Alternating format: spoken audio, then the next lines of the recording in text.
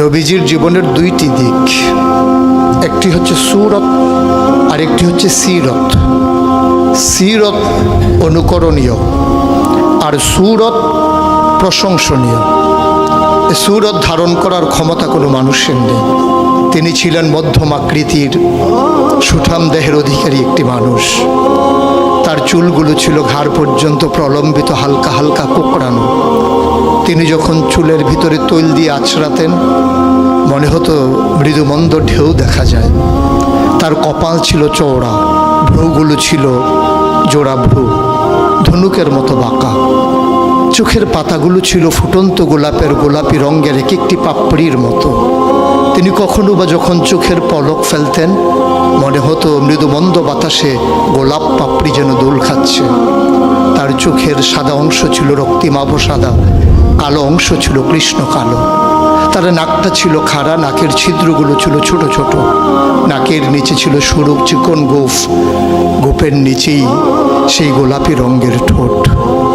তার ঠোঁটগুলো যখন কখনো বা মুচকে হাসত, গোটা পৃথিবীর মানুষ অবাক বিস্ময়ে দেখত গোটা পৃথিবীতে যেন বিজলি চমকিয়েছে।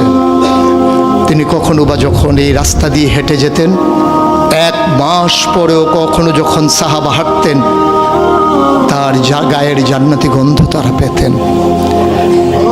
মায়েরা উম্মাহাতুল মুমিনিন যারা, তারা নবীর যখন কখনো এই ঘামে ভেজা শরীর নিয়ে ঘরে ঢুকতেন, কপালের ভিতরে মুক্তোর দানার মতো ঘামগুলো যখন জমে থাকতো, মায়েরা ছোট্ট শিশি খুঁজে সেই ঘামগুলো শিশিতে ভরে জমা রেখে দিতেন, কখনো বা ঈদে কোনো অনুষ্ঠানে যেন আতর হিসেবে ব্যবহার করতে পারেন।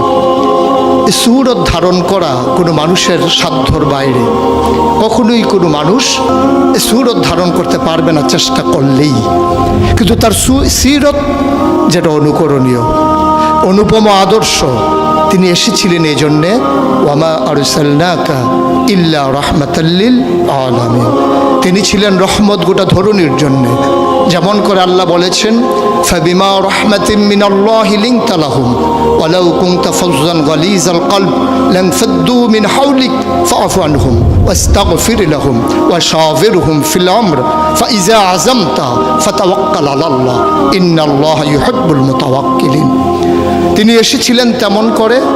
কেন তাকে পাঠানো হয়েছিল? আল্লাহ নিজেই বলেছেন, লাকাদ কানা লাকুম ফি রাসূলিল্লাহি উসওয়াতুন হাসানা। তিনি ছিলেন মডেল, তিনি ছিলেন আইডল, তিনি ছিলেন আইকন, তিনি ছিলেন অনুপম আদর্শ, তিনি ছিলেন উসওয়াতুন হাসানা।